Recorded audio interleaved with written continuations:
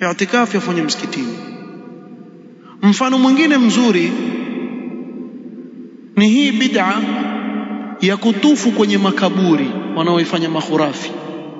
Jamaa hutufu badala ya Kaaba akatufu kwenye nini? Kaburi. Ikiwa atufu kujikaribisha kwa ile maiti, shirkun akbar. Ile kaburi eti asema mimi najikaribisha na Allah, si yule maiti, lakini natufu kwenye kaburi, tutamwambia amefanya nini? Amefanya bid'a.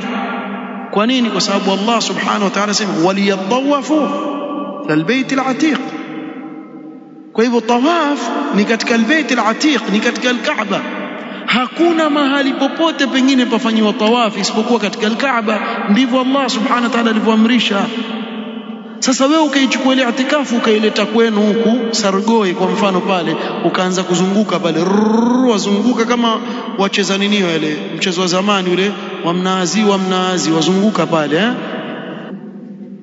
wewe utakuwa wacheza ukuti. Anasema ukuti. Hiyo si ibada hiyo. Wewe wafanya ukuti wewe. Ibada yafanywa huko ila albayt alatiq. Wende huko kwenye kongwe ya Allah ndiko panapofanya tawafu, wala si kokote kwingine. Uweze kutuambia tunafanya itika, nafanya tawafu kwenye nyumba yangu. Hakuna kitu kama hicho. Ama kaburi la fulani, hakuna kitu kama hicho. Itakuwa huko wafikiana sheria katika nini? Katika sehemu. Kwa hatuwezi kusema kwa mfano kwa sababu haji kuna zahma sana kule Makka, tumeamua mwaka huu bwana sisi haji yetu tuifanyia Madina, kuna utulivu kabisa kule Madina bwana, kuntulia kabisa.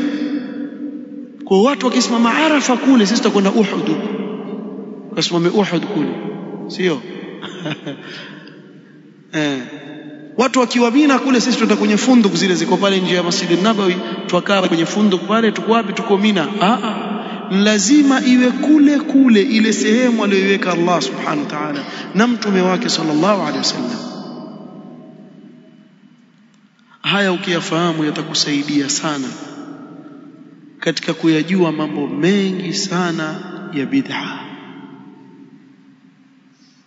Na mojawapo ni ile jambo la kusherehekea mazazi ya mtume sallallahu alaihi wasallam. Halikufanana na yote haya, sababu aslan haliko katika sheria ya Allah subhanahu wa ta'ala, na ili wao wajua basi tu kungangana, hamna kitu kama hicho. Allahu musta'an. Kikwambia ni kumswalia mtume sallallahu alaihi wasallam, mwambie kaifia, hivi ndivyo tulivyofundishwa, kwa sifa hii ndio tulifundishwa namna ya kumswalia mtume sallallahu alaihi wasallam ni hivi.